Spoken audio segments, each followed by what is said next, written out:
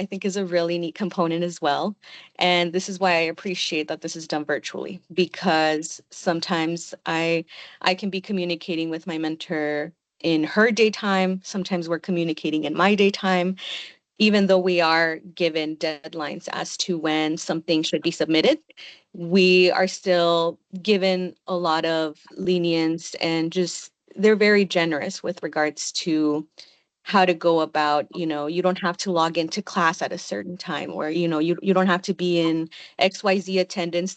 Their attendance is required for some of the modules in order to teach you how to go about, writing everything, but it's not like you have to log in every single day at this amount of time as you would in a conventional classroom.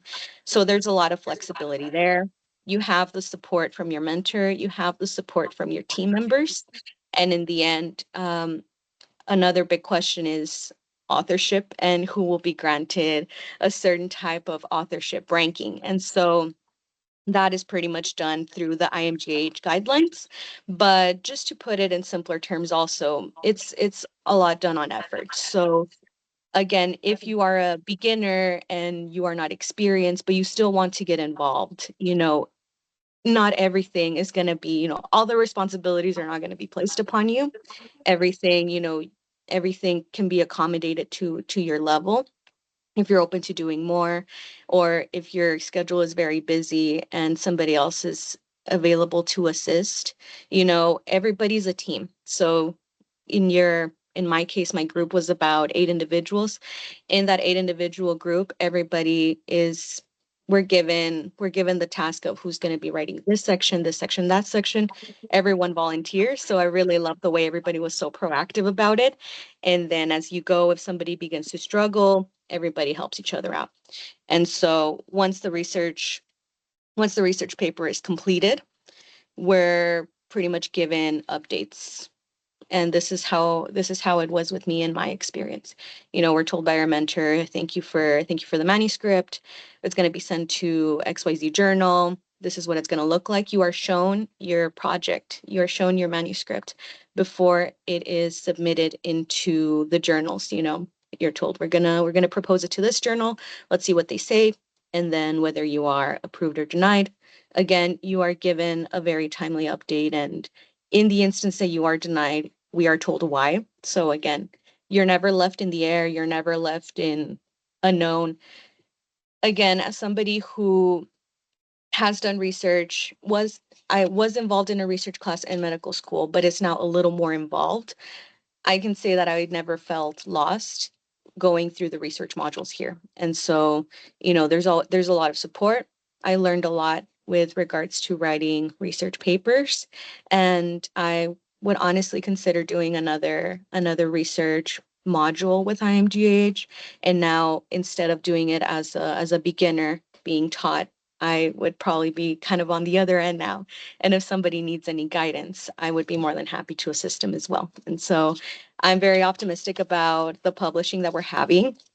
We're still awaiting on a decision for our paper on AI and heart failure, but nonetheless, this is a very good, I would say, investment for knowledge in how to go about writing and receiving mentorship and receiving support.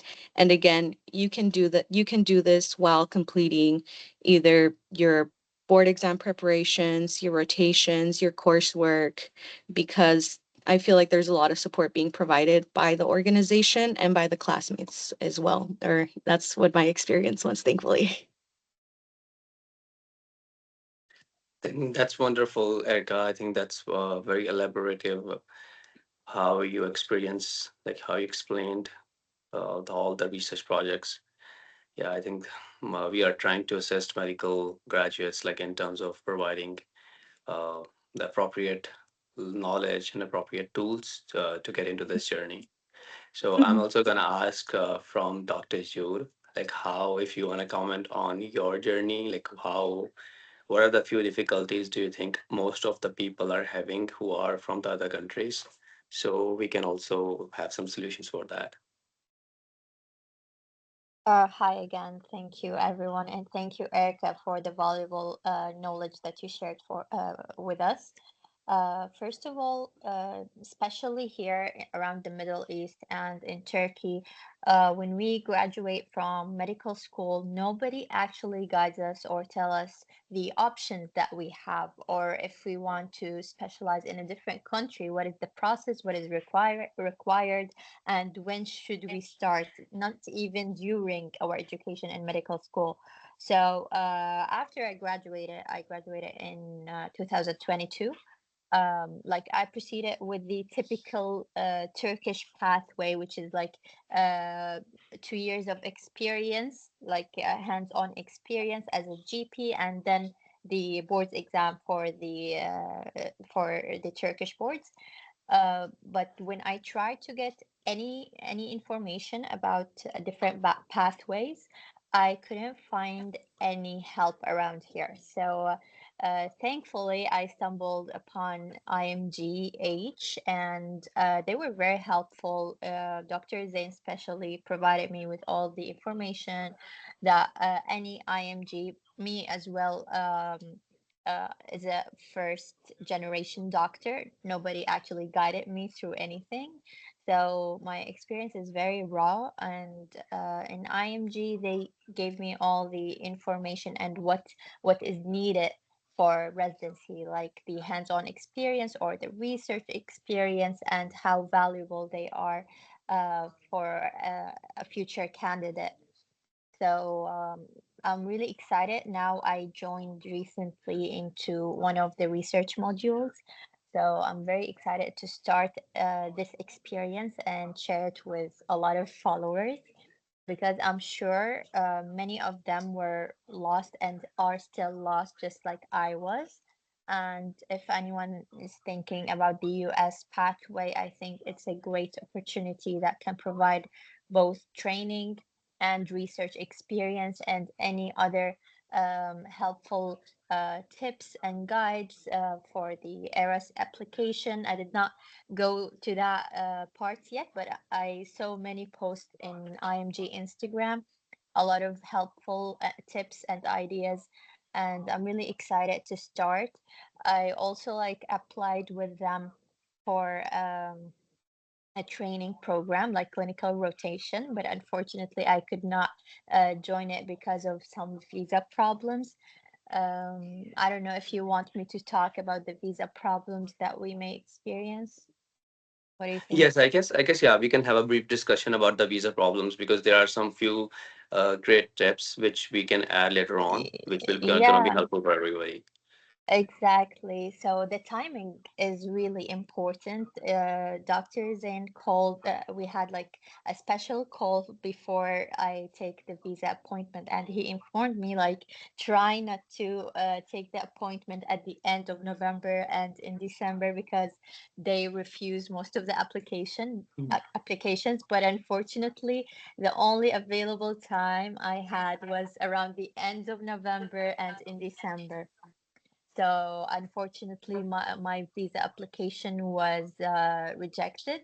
The other main reason, not only the timing, they have a problem believing that those candidates, or like those people who are applying for the tourist visa, the B1, B2 tourist visa, are they actually just visiting for a month or two, or are they going to stay and immigrate illegally? So this is a very challenging part to convince them. So regardless of you being very educated, a doctor, and you have like, for example, your family in different country, and you are willing to provide all the evidences, the time and the convincing part were the most challenging for me actually. Got it, got it. So I'm gonna add a little bit more about the visa process. So what, according to the multiple experiences which we have and which our mentees had in the past. So I know a lot of people when they are having a rejection, they blame the organizations that, oh, your letter of recommendation or your letter was not supporting enough to get out. But I think there are multiple factors which affect your visa. First of all, your financial status. Obviously, if the the US government believes that, okay, your financial status is not that well enough that you will not be able to come, because even the USMLE journey, it's a lot of money you guys have to invest. So if you are not able to portray a proper uh, financial ties or financial status, you guys will be having a rejection. And the second most important thing is the ties which you have with your own country. I know in the visa they're asking a few questions to just see this, like how good are you at in a relationship with your own country. And you know what, this is one of the most common mistake, because they just try to they try to ask about, okay, how is your experience, do you want to go back after your residency, stuff like that, or stuff like that. And most of the people, they give a wrong answer, and they are talking shit about their country, and they don't like about it, because they believe if a person is not sincere with their own country, how would they be sincere with the United States of America? So be realistic. For example, if they ask any question, any such questions that, okay, are you planning to go back, or why are you pursuing USMLE if you are having your own country pathway, stuff like that, you could say that in your country, being realistically, the things are in the advancement phase, but US provides one of the best healthcare system, and I want to be trained in one of the best healthcare system.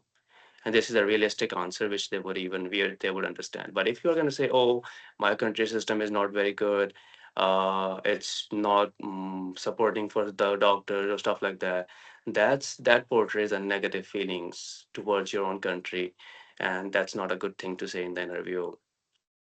Now, another important factor is, most when you're applying for electives, you get the visa easily when you apply for electives, because they know that you are completing your medical school, and you definitely have to come back to complete your medical school.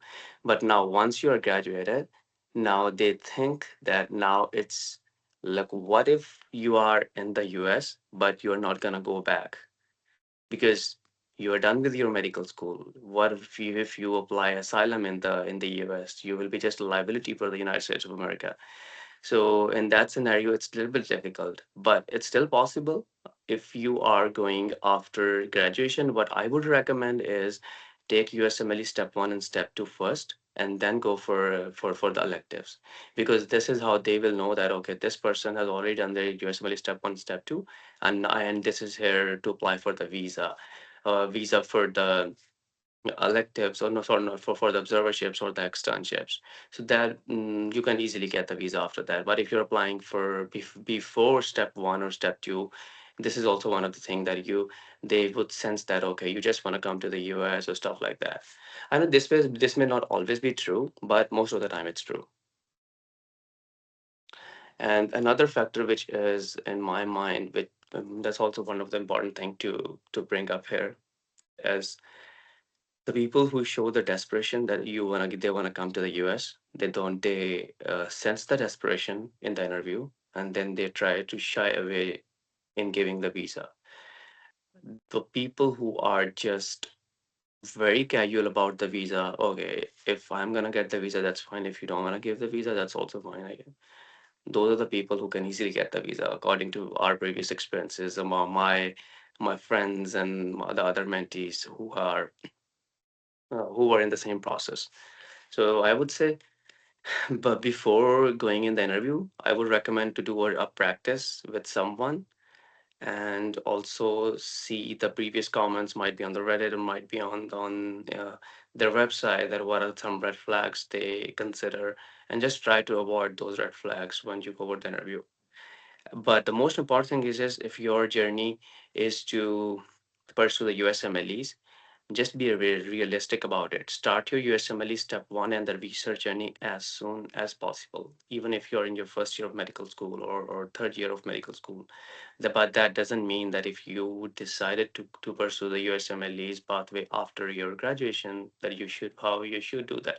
You will still be able to do that. But I'm talking about the ideal stuff. If you have already planned from first year of your medical school, I would say go for it and try to pursue and complete all the necessary steps as soon as possible, in terms of research, in terms of your USMLE preparation, in terms of making contacts, network with the residency programs, with the observership facilities, all the stuff like that. Now, the one of the reason for the research. Now, there are there are multiple types of residency programs. So, a few residency programs they don't care much about the research, but still they would look the research. Okay, so if the person should have at least a few publications or the knowledge of research, because even in residency, you have to complete a few research projects, few PI projects, and few, I would say, SI projects. For that, obviously, you have to have the knowledge of research. And presidency is already very challenging, and it's very hard to provide each and every tool, like such as research knowledge, how to do research. So the residency programs recommend or they take the people who already know about research, so they have to invest less time on training new people for the research. So if you start the research in before applying for residency, like let's suppose 3 months before residency, now the program directors can easily tell that this is not a genuine interest in research. This is just because he or she is going to be applying for residency, so decided to get a couple of papers to just add in the CV. And that's the main reason this person is getting the free research. The way to tell how this person is genuinely interested in research is that person would be involved from their medical school. They would be having in the whole CV, they would be writing their experience that, okay, in third year or fourth year medical schools, she got one of the research experience, one might be a publication as well, or might be their, the research journey is whole spread it out in, or it's disseminated in time and place, and it's not just focused in in the 3 months before applying for residency. But that doesn't mean that if you have not if you didn't get a chance to get a research, then you should not do in those last 3 months, but you would still do so. But that's just thing I'm talking, comparing the ideal stuff from the non-ideal stuff. So that would be one of the tip I would recommend. So I think we had a discussion about how you guys should plan the research journey, how we function as to help you in the research projects. And Dr. Jude also mentioned a few difficulties people have from other countries, and we also discussed about a few solutions, like how you guys can avoid those problems. And now I think I'm gonna ask Erica of how, what any a few difficulties you faced from the South American, because I know what I have seen is the South American countries, like like Mexico, or from other, like all this part of the globe, they don't have any visa problems. Most of them have a problem. They have another problem. So I just want to discuss, like, what are the few problems you guys have?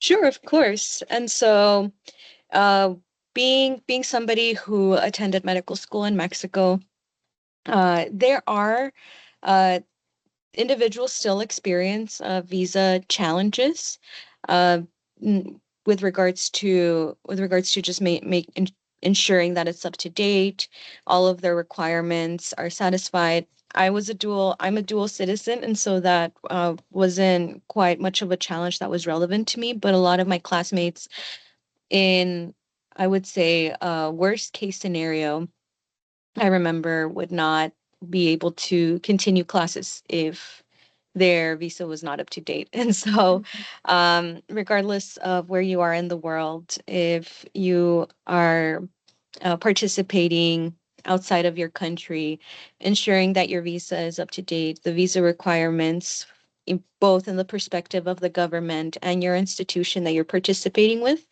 if all of, if all the requirements are satisfied, then you should be in good standing to continue, your involvement with either the course, the externship, the observership, etc. But in Mexico, again, um, another one of the challenges is just really, like all international medical graduates, is really just coming back. And so, in coming back, it is possible and doable. That's why it's a system that has been done for a while, but there are extra steps that are put in place. Again, just to ensure the competency of both yourself and to essentially validate the education that you received overseas, because it oh, you can very much be a wonderful and capable individual, and there is no doubt about that. But unfortunately, because you did not participate in the United States, the United States has certain metrics to assess, that competency. They unfortunately cannot go by word of mouth, so to say, and so that's why they have like the ECFMG to validate your medical education overseas. And this can be for somebody in Mexico, for somebody in India, for somebody in Asia, in Europe, just coming back, having that ECFMG process done after your medical education. And one of the requirements for that is the steps. And so when you're coming back or coming into the States, having your steps done is, I would say, not only encouraged, but essential. That way, when you're coming over and transitioning over to the United States, you're not met with that roadblock, and so not necessarily speaking from a Mexican or from a perspective of somebody from Mexico, but just as an IMG, as somebody who has participated outside of the United States. Again, it's not hard, but they're just extra steps that the country requires to say, okay, yes, this guy walks the walk, talks the talk, they are capable, and they're ready to participate and work here in the United States as well. Yeah, that sounds good. I think there are few problems, but I think there are always a solution. So I think Mhm, that's very good. You brought up all those. You guys can mhm, fix, identify a problem and then fix a problem. Yeah, that's good. mhm, So I'm also gonna have a discussion. I think there are a few questions in the chat box, and then we can take those, and then we can go on from there. Okay, let's see. So one question is list of the unfilled fellowship programs and the list of the non-SCGME fellowships for the IMG having home country residency. Where to have these lists, please? Okay, so if you want to have the list from for the non-accredited fellowships, there are a few resources I can name those. One of the resource is the obviously AAMC, which if you have the membership, I think they have like $20 or $4 membership for whole 1 year. You can find the unfilled like the positions of residency fellowships programs that are not filled. You can find over there, but are some other websites such as or organizations as unmatchednb.com. If you have the subscription of those organizations, you will be able to find from that organization as well. And then somebody mentioned requirements for the neurosurgery match for the IMG, please. Okay. So first of all, for the neurosurgery, you have to know that it's a 7 year residency, 7 year long residency. It's like one of the longest residency here in the USA, and the requirements are you should be having exceptional scores, you should be having exceptional research experience. You should, most of the people, what they do is they come to the US, they don't jump into the match process very quickly. They try to get 1 to 2 years of the research experience in the bigger institutions. So, like one of the neurosurgeons who told me from University of New Mexico. He mentioned about like most of the people who go, they go there for and work like for 1 year in Uni of New Mexico, and they see if that person is good enough that they can offer the residency or the position over there. I think most of the places do that. If you want to have your chances in neurosurgery, go to multiple places, work, and then get research experience, get try to impress them as much as you can, and then you will be able to do so on the top of the exceptional scores, exceptional CV. And also, you mentioned about the dermatology. The dermatology, it's also competitive. It's not, the dermatology is not competitive because it's very competitive. The reason it's competitive is because there are a very less number of slots. So, and most of the Americans, they prefer going into dermatology. So that's why the competition is very high.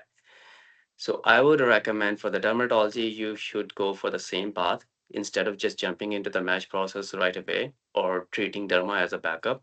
I would say just treat derma as one of the main specialty you want to apply to. Go get the experience, go you do the US clinical, get US clinical experience and get research fellowship experience, and then go there and do the same thing for the radiology, as someone mentioned about radio. So because these are all the specialties where there are less number of slots, the competition is very high, and you have to be uh, portraying your interest in term by getting more number of research article publications, more networking with the residency programs, more number of rotations, less number of red flags, and high score for that. And somebody mentioned about what's the difference between observership and externship and the clinical rotation. Observership is just observership. You are not allowed to touch the patient. You can communicate with the team members, with the patients, but you're not allowed to touch. You're just there to observe. And now the externship is when you are allowed to touch the patient, but that's after graduation. If the same thing happens before graduation, that's considered elective, that you're allowed to touch, you're allowed to do physical examination, you're allowed to do document stuff like that, and that's elective. But if it's done after the graduation, it's considered externship. Another question is, please, is it easy to match in the OBGYN and IMG? I think a lot of people are able to match in the OBGYN. A lot of my friends match in the OBGYN. It's not that difficult as compared to the neurosurgery or the plastic surgery. But yeah, it's the same pathway. You have to show your interest. You have to show up in those places by getting more research experience, might be to a research fellowship to go get into the residency of OBGYN. Okay, so the next question we have is, talk about psychiatry outside US, like East Africa. I think you have to be more specific in your question, please, because I am not able to comprehend the question. If you could just elaborate the question a little bit more. And meanwhile, we can proceed to the next question, which is, should we apply in SOAP as a 2024 graduate IMG? Please tell me more about it. Should we apply in SOAP as? Okay. Yes. If you did not apply for the main match season, but you have a token, then you can be eligible for SO. And if you are done with all of your steps, I think you should go for SO and see and if you are able to do so. And the next question, please mention the effect on the match due to gap years, where a person prepares for the exam but no job. Uh, yeah, there is an interesting story. One of my friends who was a graduate from 1998, she matched like 2 years ago, and if he can match, I would say no, there is no other person who can say or have a uh, mm, discussion that we cannot match because of the graduation year. Because yeah, you have to work extra, you have to show your interest, but I would say it's possible, it's a possible thing. Can Susi or upgrade my CV strong for the letter of recommendation? Yes, definitely. You should work on the strong letter of recommendations to improve your CV. So please, can you talk about the requirements for the neurosurgery match training process? The requirements, I would say, the same requirements for the other whatever for the other residencies, such as you have to get letter of recommendation, you have to have had research experience, but there are some unspoken truths which you have to also consider, which I mentioned previously. For example, get the research fellowship position, get research publications in your surgery, having a network. These are all the unspoken truths and unspoken things which most of the people haven't mentioned on their website. Most of the residency program will just convey this. Okay, if you want to apply to our residency program, these are the factors which we consider. But also a good idea, if there are like 100 residency programs, try to shoot emails to all those programs and ask about what they look in their residents directly. There is no harm in doing that. Okay, the next question. Oh, thanks, you're amazing. Oh, you're very welcome. Okay, Nadeem, first year MBBS from India here. I have no prior research experience and I'm unsure about how I can get the contributed research project, but I'm eager to learn, gain experience in the research program. Can you guide me on which research topic I should join? So I think there is a dilemma. A lot of people come to us and they said, okay, I want to publish in radiology. And then when we ask, are you one of the graduate or are you one of the are you applying for residency this year? They say, no, we are just for first year or second year medical school. We are in the first year or second year medical school. And that's very hilarious because, in the whole medical school, you do multiple clinical rotations. It's not just that you are going to be going into radio, right? So if you are in the first year or second year of medical school, or might be during your medical school, it's not always a wise idea to jump into the research experience in your specific specialty where you want to pursue. You can get anything because you can get IM research, you can get any type of research because at that time you're still in the process, you're learning. But let's suppose if you are applying for residency in radiology in this year, like in 2025, now I would recommend, yes, go for the specific research that would be applying. But even if you are doing for resident, if you're going for for the radiology uh, residency, most of the residencies first year is either surgery or either medicine. But if you see the transitional year, if you see the preliminary year, or if you see the first years of the IM residency, most of them are similar in terms of just the difference between surgery and the medicine. So I would say that where the research matters, the most of the stuff that matters is that you should know how to do research. And if you have having a few publications in other specialties, even if you're not applying for that specialty, that's also completely fine, because we have seen a lot of like a letter of recommendations like for people applying for IM, but then the letter of recommendation is from a neurosurgeon, and that's completely fine with that, because might be that person worked with that neurosurgeon during their medical school and that person is giving them the letter of recommendation. And but what the difference should be the that neurosurgeon, they have written in the last paragraph that, okay, although he worked with me in the neurosurgery rotation, but this person has interest in internal medicine. But I think these are the features which make him one of the suitable candidate for you in your residency program. Okay, and the next question is how to. Okay, for the research, for the Nadim's question, so Nadeem, yes, you can always reach out to our team members for the research. I think Dr. Mariam, if you can drop the chat in the chat box that the number of the research coordinators, so they know how to reach out to get the research experience. It's a pretty easy process. They can guide you a little bit more about it, about how was the whole step is. And the next question, let's see. Psychiatry match requirements, like if someone has already finished psych residency outside of the US.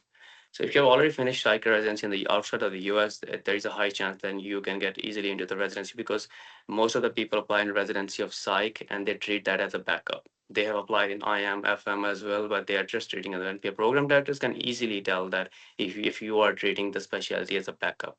So if you are done with the residency in psych, I would say get a little bit more research of psych, get more clinical experiences directly associated with the psychiatric facilities or psychiatric residencies, and then I think you will be able to do so.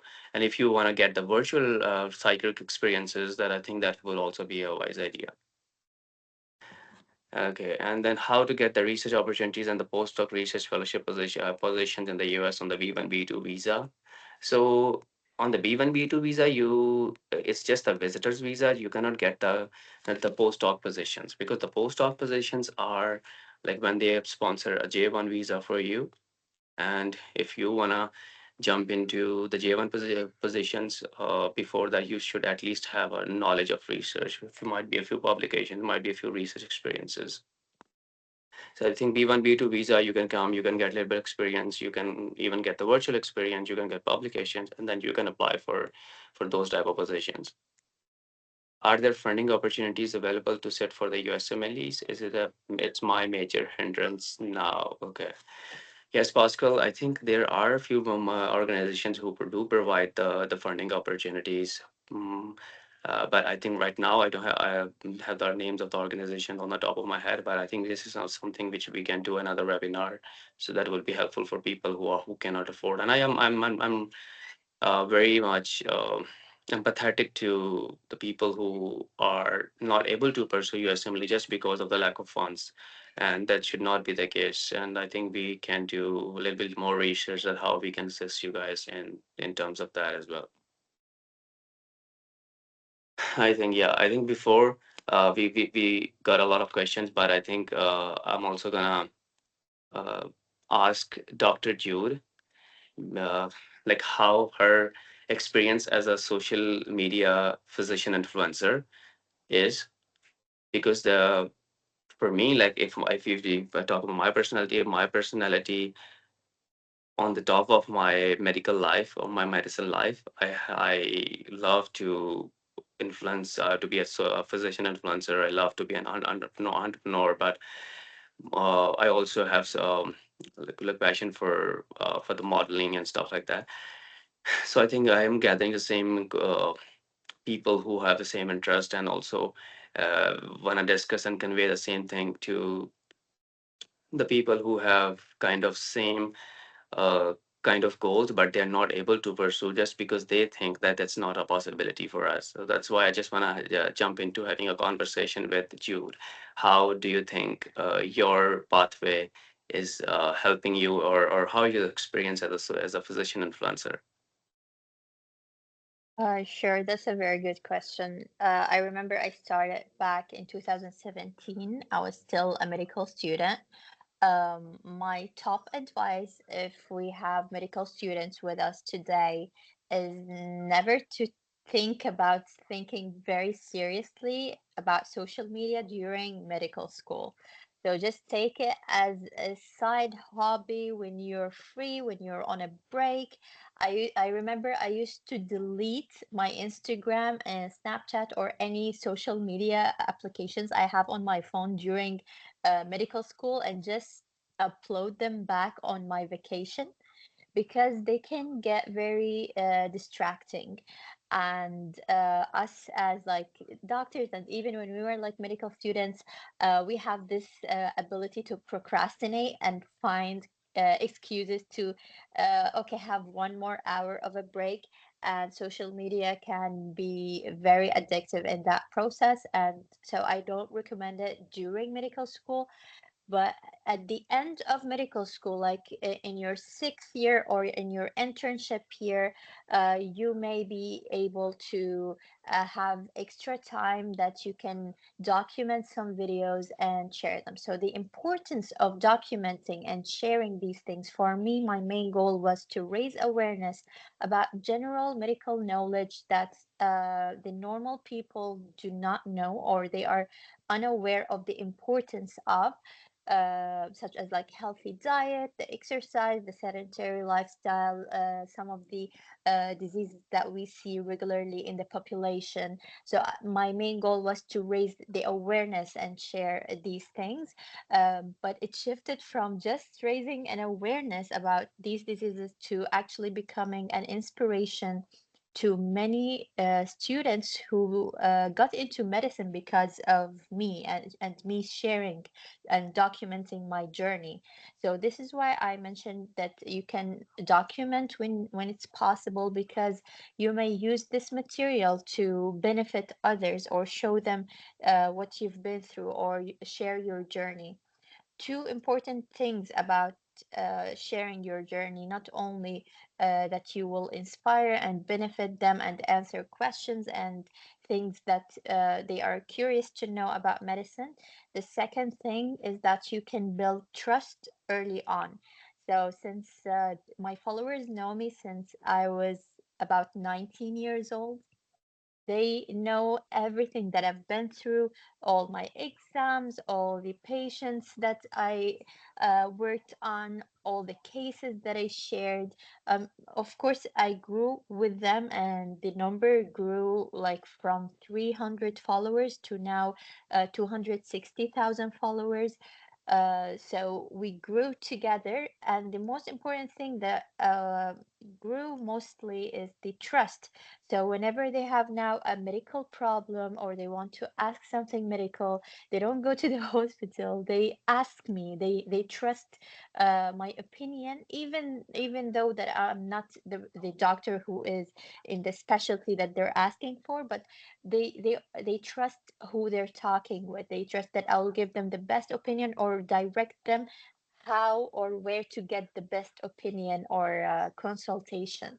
So later on for your career, if you open your own practice or your own clinic, people will come to you without even you like paying on for marketing, because they have known what you've been through. They have known you for a while, so they have this trust in you. Even now that I don't have my own practice, they always tell me how we can get an appointment with you.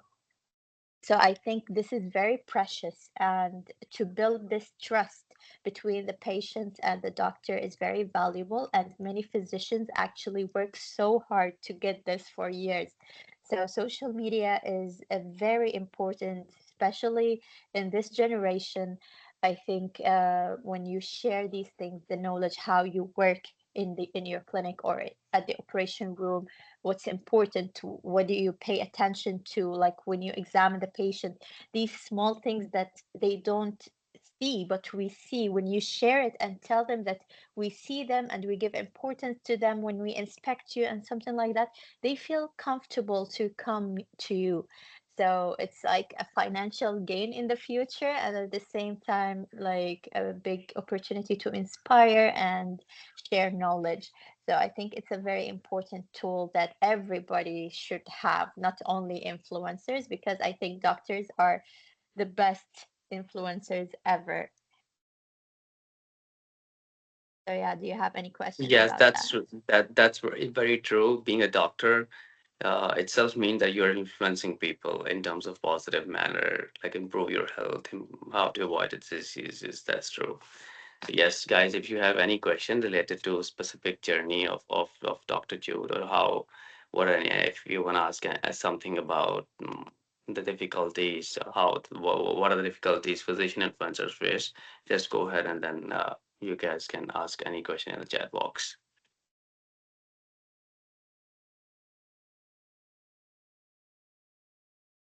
Yeah, meanwhile, we can address the other questions from where we left before. So a person, okay, can you talk about the general surgery matching process? Yeah, general surgery matching process is competitive as compared to IM, but not that very competitive as compared to neurosurgery or other specific specialties.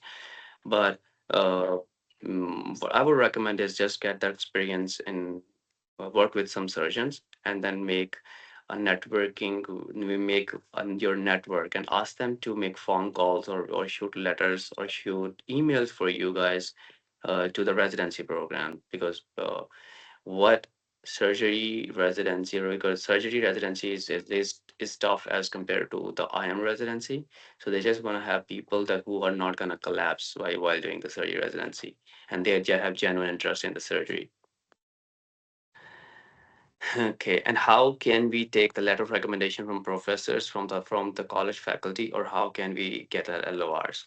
So yes, Arun. So there is a specific pathway to get the letter of recommendation. When you apply for residency, there is a portal called ERAS. First of all, you buy a token from ERAS where you build your own CV. And now on the website of ERAS, when you're building your CV, there is a specific topic where, or there is a specific bar where you can generate the letter IDs. You generate a letter ID, and then you send that letter ID to your professor, and they can upload the letter recommendation. The letter recommendation can either be waived or unwaived. Waived is that you waive your right to see the letter recommendation. So whatever the letter writer is going to write, you will not be able to see that. And the second option is the unwaived, that you're not waiving your right. You want to see the what he has written, but always, I will always recommend that you waive your right, because that will also add another token that you are not concerned about what the letter writer has written, because you are confident in your experience. So whatever he's going to write, you are confident that he is going to write great things for you. But it's the whole protocol. But if let's suppose if you need a letter of recommendation for the other purposes, not for residency, might be for to apply for research position, then you can just request a letter of recommendation from professor, and they can give you a letter on the paper, and then take that letter to the position where you're applying to. But for the residency and the fellowship, it's a little bit different, which I explained how to go for with the ERAS process. Okay. Okay, so another person is how much tax doctors have to pay out of their salaries in the US? Yeah, I think it's one of the best question that I like, because uh, whenever we do a webinars, like when we are getting so much serious questions, like we get bored. But I think it's a very good question that which you have asked. Nadeem. So I'm gonna jump into that. So almost there is a bracket of there is a tax bracket, and most of the doctors fall in the tax bracket of like around 37% of the tax from their salaries. And the tax and the deductions are in the multiple different ways. There is a Medicaid, there is a 401k, there is a social securities, and there is a state tax, federal tax. Now all the deductions. One of my friend gastroenterologist who was telling that he has a salary of like around for $36,000 a month. And when I asked him that how much are you getting after the deductions, he said it's 22,000. So like $14,000 is deducted every month from his salary in terms of the deductions, taxes, and stuff like that. So that's I think to be specific you to for your question. So it's like around 37 to 40% of the taxes. But if once you go increase your bracket of earning, you get the higher you have to pay higher amount of taxes. But yeah, there's also a trip about what a few doctors do. Instead of doing a contract as an employee, they do their contract as a contractor, where the employer is not holding your taxes. They give you all the money and you pay your own taxes by the end of the year. And in that scenarios, you can have some deductions as tax deductibles, and you pay a little bit less tax as compared to if your employer is holding taxes for you. Okay. Okay, got it. So what's the next question is what are the chances of getting neurosurgery position? I think this is a vast topic. We have discussed it previously, but I think if you are having a neurosurgery residency outside of the US, I think you increase your chance. But I would still recommend to get the US experience to get into residency as compared to getting the residency outside of the US. Okay, that's someone that I reached out to you on WhatsApp some time ago, but there was no reply. Oh, if you reach out to me directly, I think I receive like a lot of text messages. It's very easy to just oversee the text. You can drop me another text, and I can reply you. But if you have a specific query related to any specific thing, you can always reach out to our coordinators. Okay, so the next question we got regarding the research: does the quality or quantity matter? Most of the programs, because as an IMG, we don't have funds to publish in high impact journals in the US. I used to author from low income countries, especially is excuses a lot. But for me, radiology enthusiastic, okay, getting my care or reviews published in major journal was an issue for me. So I keep publishing in low impact factor journals to for some of them are PubMed indexed. Yeah, I think if you are having financial issues regarding to how to afford, like to afford the major journals, I think IMGHH Better is one of the best platform. We don't charge anything for the in terms of the publication of APC charges. We also connect you guys with other people who are interested in the radiology, applying for residency to make to formulate a group for you. And but yes, I would say if you have a 10 articles in low impact factors, another one, 11th one wouldn't add much value. So I definitely go for something better now instead of just going on with the same thing you're doing again and again. Okay, Thomas asks, hi, I'm from Mexico, radiation and oncology with a fellowship done in the USA. Can I work as my specialty in radiation oncology? So Thomas, you mentioned about the fellowship done in the USA. Did you also do residency in USA, or is it just a research fellowship in the USA, or is it some non-accredited fellowship without residency in USA? So please elaborate on your question, and I'll be happy to answer. Can you talk more about US clinical experience in the USCE or about USCE? Yes, definitely. I would say if you have a chance to get electives before medical school, it's the best thing to do so. Get one to two elective or less or one elective during your medical school. And if you're done with your medical school, you can come and get the US You can see, you can get the observership or externship experience here in USA. And if you want to get involved into, if you are not able to come to the USA or your circumstances are not allowing you to move to a certain place, then I would get a virtual experience and get a letter of recommendations from the virtual. But I think one thing to avoid is when you're doing the letter of recommend, when you're getting the research experience or the USCE experience, try to avoid getting all the experiences from the same place, and also try to avoid getting all the experiences from a same uh, if country people from where you are. Like, let's suppose if you are from Mexico, getting all the letter recommendation from the Mexican doctors would might raise the red flag that you are just working with the Mexican people here in the US. So just have a diversity in your application. Might be work with multiple different people, few natives here, few other people, to get level to have a diversity in your application. Okay, so Thomas mentioned you are done with the residency in Mexico and only the experience in the USA, and you wanna be applying for the radiation oncology fellowship residency, right? Yes, definitely. You for that pathway, you should get more the research experience. Now, if you have a USCE, then you can get more research experience and get some publications and apply for the residency in the radiation oncology for residency in the USA after you're done with with your USMLEs. Okay. Can we do electives in the US in our third year of medical school? Yes, definitely. You can do your electives before you graduate. Yeah, what type of visa should one be trying to get for the USC? For the USC, most of the people get a B1, B2 visa. So I think that's the visa where people where they apply for.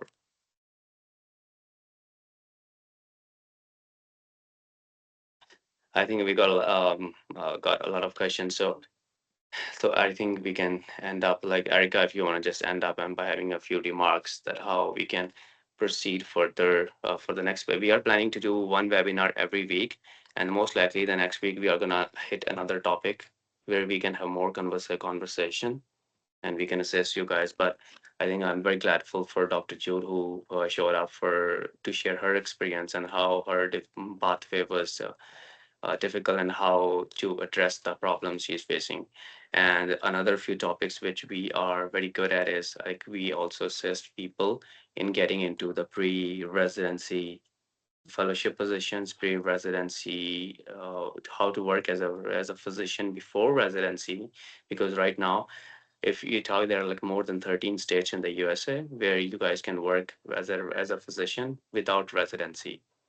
And an interesting thing about the Illinois is from the January 25, from 25, there is a pathway approved that if you're done with all of your USMLE steps, you can work as a temporary physician under supervision for 2 years. And after the 2 years, you can get a permanent license and you can open your own practice after that. So I think it's something which is helping a lot of people in a lot of states where who are not able to do residency or who are not able to get into residency, but they still want to work as a physician. I think that can be helpful. This pathway can be helpful, and we can discuss a little more about in the next webinar. And then now we are also planning to invite multiple settled doctors such as neurosurgeons, radiation oncologists, multiple other doctors in our webinar. So you guys can also have questions from those people. So because they are the experts in their own field, they have seen a lot. So they will be more willing to help you guys in terms of how to get into residency for those specific residence positions. All right, yes, Erica, you can go ahead. Yes, yes, of course. Thank you so much, Dr. Zane. And I just wanted to thank everybody once again for coming here into the meeting. Thank you so much for your time, for listening. Thank you so much, Dr. Zane, for giving both myself and Dr. Jude a platform to also inform individuals on our journeys going through residency and practicing here in the US. Like I mentioned earlier, guys, if you have any other questions or if there's anything else we can assist you or facilitate, any guidance with research related questions, USMLE related questions, residency related questions, you can also, I can place, let me place a Calendly invite over here in the chat. I'm going in the chat right now. That way you can schedule a consult with an MD. I'm available for questions. If you have any questions separately after this chat, if you're not in this chat and you are, you still have any doubts about the residency process, I will send you my link over. We can speak more on that, and we can just continue the residency journey and assisting you with it. Let me just copy the link and place it in the chat. But other than that, thank you so much once again, guys, for coming in, and I hope you continue having a good day. Here is the Calendly invite. And this is a complimentary consultation for 15 minutes with an MD, valued at $50. But for you guys for being here in this wonderful meeting, this will be completely complimentary for everybody. And again, all the questions you have, any questions you have, anything we can assist you, we're available for you. Thank you once again. Thank you so much. It was very lovely. Thank you so much, everybody, for joining, and have a wonderful rest of the night. Thank you. Thank you.